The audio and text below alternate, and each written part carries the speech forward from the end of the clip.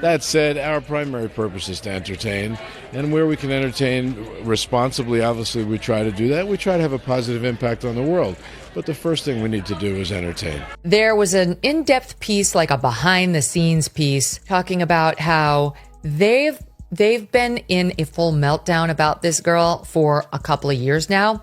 As Disney's magic reached its limit, with AMC's sudden decision to pull the live-action Snow White from theaters, fans are asking if this debacle marks the end of a fairy tale era. Journey with us as we uncover how one meltdown toppled a once iconic project.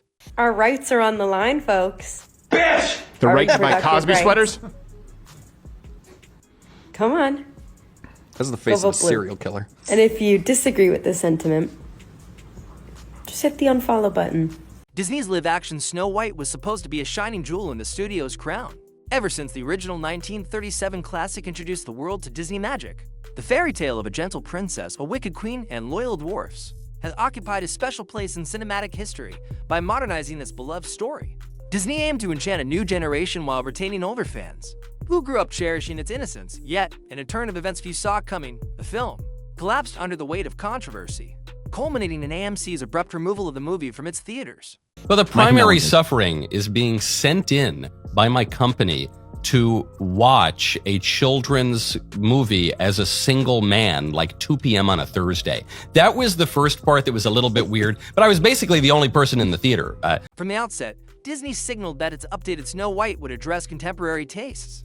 Gone would be the passive princess waiting for Prince Charming. Instead, early announcements promised a proactive heroine determined to shape her own destiny. Some applauded this shift, arguing that an 80-year-old storyline required modernization to stay relevant. Others feared too much tinkering might dilute the classic's heartfelt appeal. Nevertheless, expectations remained high. Disney boasted a robust promotional campaign, an up-and-coming star in Rachel Ziegler, and the added firepower of Gal Gadot as the evil queen. And so it was like those people. very much this, yes. It was this people that we awakening need of- to educate, the people that we need to love into Trouble brewed when leaks suggested drastic plot changes. Rumors claimed the prince's role was nearly sidelined, and that the iconic dwarfs were replaced by a diverse group. That bore little resemblance to the originals. Fans who revered the 1937 film questioned whether Disney had veered far from the core story. Disney insisted these updates brought a vital new perspective, but the online reaction was mixed. Traditionalists felt betrayed by the overhaul. Progressive fans saw promise in a more modern approach.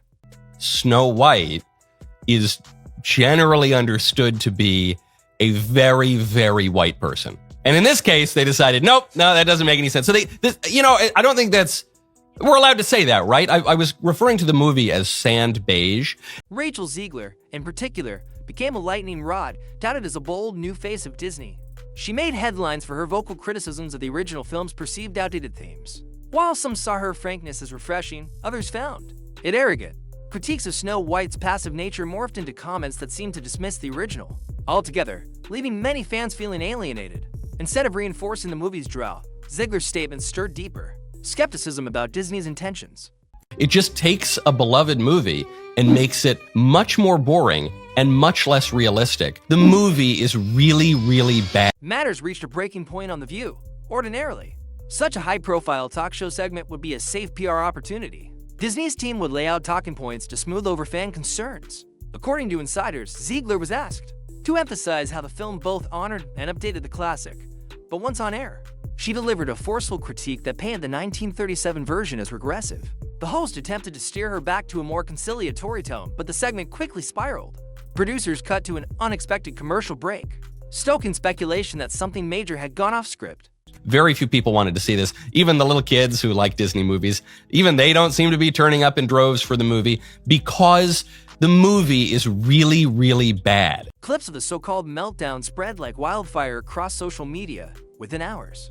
It became the centerpiece of Snow White's narrative. Fans already wary of the remake now viewed Ziegler's appearance as proof that Disney's modernization had devolved into an outright rejection of what people loved about the original. While her supporters argued she was simply telling necessary truths, critics decried her tone as dismissive, if not outright condescending. Overnight, the conversation shifted from cautious curiosity about a reworked classic to outright hostility. In every way that the movie differed from the beloved 1937 original, it was worse. Disney raced to control the damage. Gal Gadot gave interviews spotlighting the film's spectacle and emotional core. Yet her presence was overshadowed by the meltdown backlash. Internet pundits dissected the fiasco, pointing fingers at Disney for failing to keep a unified message and at Ziegler for her unfiltered remarks. Joe Rogan devoted a segment to the controversy, calling it a cultural flashpoint that revealed how fiercely audiences still cling to Disney's old magic. By the time Snow White hit theaters, box office expectations had already dimmed. Families found other films to watch. Social media was awash in hashtags like #NotMySnowWhite, with many lamenting that the new version felt more like a dismissal of the classic than an affectionate update.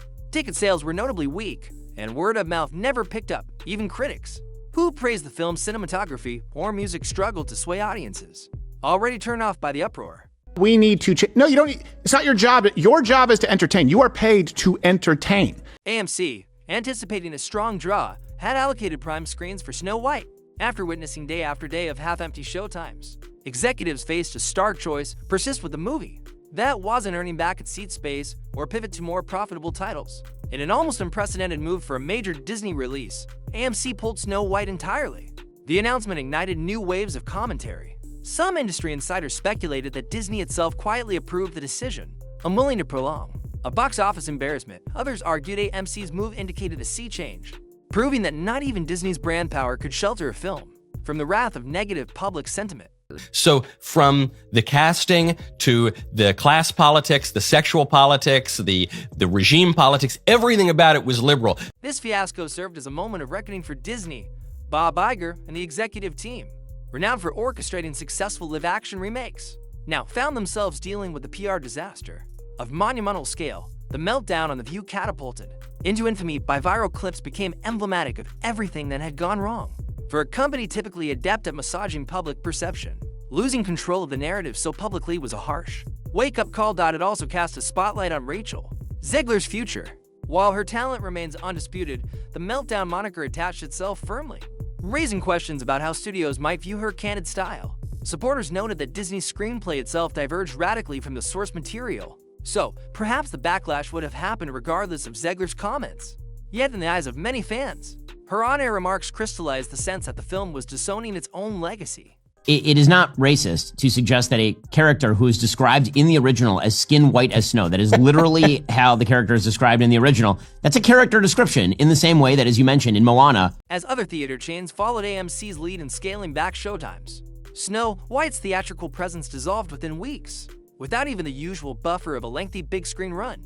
Disney had to reevaluate its approach. Speculation grew that the movie might appear on Disney Plus much sooner than planned, although doing so risked confirming its flop status. The meltdown overshadowed whatever merits the film contained, and even those intrigued by the updated storyline often chose to stay away and willing to pay for a theater experience clouded by controversy. It basically, this movie was like you took the original Snow White and just put everything through this filter of liberalism. It wasn't through a filter of Japanese anime, it was through a filter of liberalism. The fiasco illuminated broader issues about how studios handle classic IP on one hand. Reimagining old favorites can breathe fresh life into the stories on the other. Drastically altering what audiences love can backfire in the extreme, especially when combined with a promotional misstep so public it becomes a meme in its own right. Snow White's meltdown demonstrated that a single media catastrophe can reshape a project's entire destiny in real time. For AMC, the choice to drop the film was a pragmatic one, but it also sent a clear message that the theater chain wouldn't shoulder a bomb out of deference to Disney. Industry insiders question whether this might strain the Disney-AMC relationship moving forward. Yet, given the film's abysmal ticket sales, continuing to show it might have done more harm than good, frustrating local managers forced to schedule screenings that no one attended. You don't particularly see people who, look like me or are me playing roles like that. So it was definitely, when it got announced, White! He wasn't a stalker, by the way. Thing that was like trending on Twitter for days because all of the people were angry. As the dust settles, the meltdown remains Snow White's defining chapter, a cautionary tale about crossing the line between modernization and alienation. Disney likely sees it as a sobering reminder that fans still hold deep affection for the original stories that built the company's reputation. Throwing out entire pillars of those narratives, or allowing a lead actress to condemn them on national television, can sever the emotional connection that draws viewers to theaters. For Rachel Ziegler, the meltdown may follow her career until she can star in a project that redefines her public image. Ultimately, this Snow White remake will be remembered not for imaginative set pieces or updated musical numbers, but for how Swiftly, it went from a highly anticipated event to a box office pariah. Even after AMC's decision, the conversation never focused on the quality of the film's craft. It remained fixated on the meltdown and the stark possibility that Disney had finally overstepped its power to reshape a cherished fairy tale. If there's a lesson to be learned, it's that retooling classic stories calls for nuance. Disrupting tradition can be invigorating, but only if audiences feel respected rather than dismissed. Otherwise, even the mightiest studio may find itself left with empty seats and no happily ever after in sight. It's no really knock on her. If you did the autobiography of Malcolm X, would you cast Tom Hanks?